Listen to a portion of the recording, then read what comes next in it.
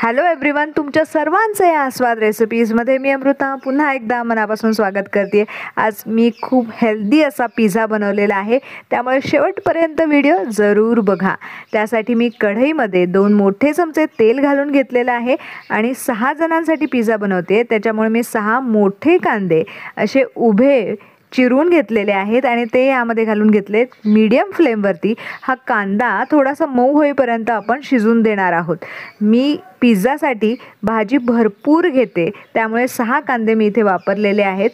आता कांदा शिजण्यासाठी आपण त्याच्यामध्ये थोडंसं मीठ घालून घेऊयात आणि हा कांदा आपण 4 ते 5 मिनिटं वाफवून देणार आहोत। त्यासाठी आपण झाकण घालून ठेवूयात आणि कांदा शिजल्यानंतर तुम्ही ते बघू शकता हलकासा मऊ झालेला आहे। त्याच्यामध्ये आपण शिमला मिरची घालून घेणार आहोत। इथे मी 4 शिमला मिरची बारीक चिरून घेतलेल्या आहेत। पिझ्झामध्ये तुम्ही वेगवेगळ्या भाज्यांचा वापर करू शकता आणि मुलांना हेल्दी असा पिझ्झा देऊ शकता। आता मी हेल्दी का म्हणते हे तुम्हाला शेवटी नक्की कळेल। मी इथे बेस घरीच बनवणार आहे आणि तोही अगदी हेल्दी ऑप्शन आहे, तुम्हाला नक्की आवडेल। इथे 3 ते 4 टोमॅटो आपण यामध्ये घालून घेणार आहोत। छान मिक्स करून घेऊयात आणि याला आपण शिजवून देणार आहोत। त्याच्या अगोदर आपण लाल तिखट आणि मीठही यामध्ये घालायचं आहे। आता लाल तिखट तुमच्या आवडीनुसार तुम्ही घालायचं आहे। मी 1.5 चमचा घातलेला आहे, चवीनुसार मीठ घातलेलं आहे। छान मिक्स करून घेऊयात आणि लो फ्लेमवरती साधारण 3 ते 4 मिनिटं आपण झाकण घालून ठेवूयात आणि भाजी मस्त शिजून देऊयात। तुम्ही इथे बघू शकता मस्त शिजलेली आहे। त्याच्यामध्ये काळी मिरी पावडर आणि चिली फ्लेक्ससुद्धा मी घालणार आहे आणि पिझ्झा मिक्स हे सुद्धा मी थोडंसं घातलेलं आहे।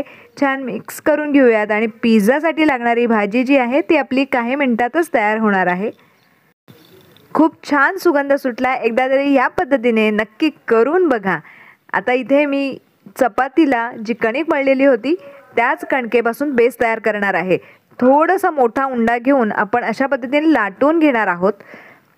तुम्हाला आत्तापर्यंत रेसिपी कशी वाटली कमेंट करून सांगायला विसरू नका आणि त्याचबरोबर चॅनलवरती नवीन असाल, सर्वात पहिल्यांदाच व्हिडिओ बघताय तर जरूर मला सपोर्ट करण्यासाठी सबस्क्राईब करा।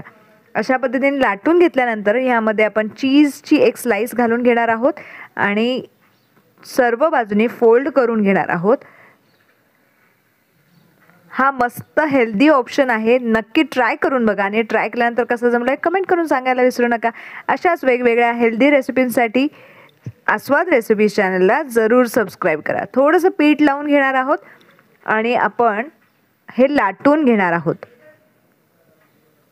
अशा पद्धतीने थोडंसं जाडसर आपल्याला लाटून घ्यायचं आहे आणि तव्यावरती आपल्याला लो फ्लेमवरती हा जो बेस आहे आपण तयार केलेला तो भाजून घ्यायचा आहे। माझ्या मुलांना हा पिझ्झा आवडतो, तुम्हालाही जरूर आवडेल।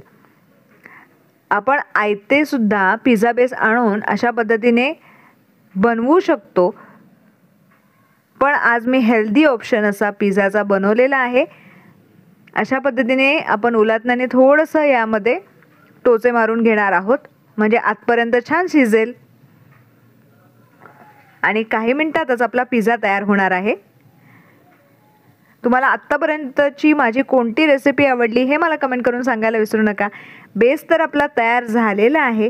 गरम असतानाच आपल्याला त्यावरती बटर लावून घ्यायचं आहे, तर मी इथे बटर लावून घेते। मला आत्ताच तोंडाला पाणी सुटलं आणि मुलंही पाठीमागून पिझ्झा कधी तयार होतोय याची वाट पाहत आहेत। त्याच्यानंतर आपण टोमॅटो सॉस किंवा पिझ्झा सॉस यावरती लावून घ्यायचा आहे। थोडंसं मोझरेला चीज जे आहे ते यावरती घालून घ्यायचं आहे।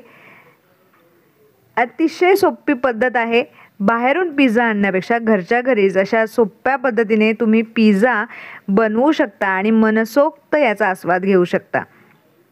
थोडंसं आपण यावरती मोझरेला चीज घालून घेतल्यानंतर आपण यावरती भाजीचा लेयर घालून घेणार आहोत। आता भाजी आपली भरपूर अशी घालून घ्यायची, सर्व बाजूनी छान लेअरिंग करायचं आहे।